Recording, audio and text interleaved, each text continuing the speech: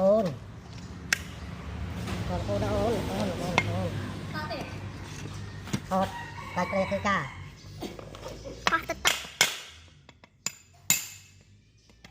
nó mới đai nó chốt camera đây là rồi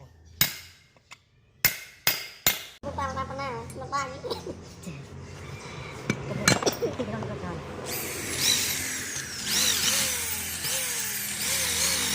còn hiện cái cha nó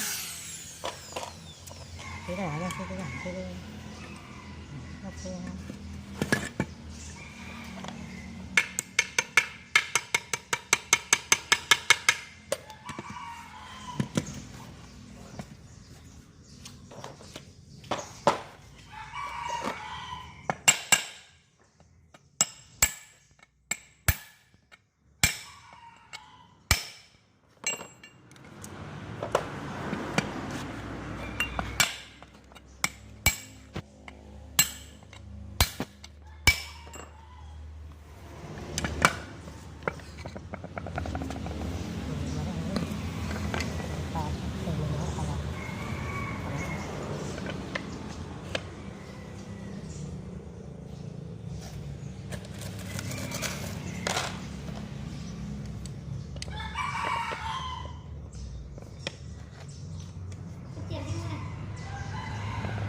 vui pun dah mau nong kayak vui mau apa lagi apa udah ju hả cái gì bài tôi cũng đây mau qua cái vai ấy mà sụp nó bay không mưa kia lý bên này vì mưa mau cho mưa mau cái gì nữa cái gì rồi bên cho nó mau ra cắt rót ra đây thôi mau xong mau tao dưới ra rồi cái gì nữa làm kia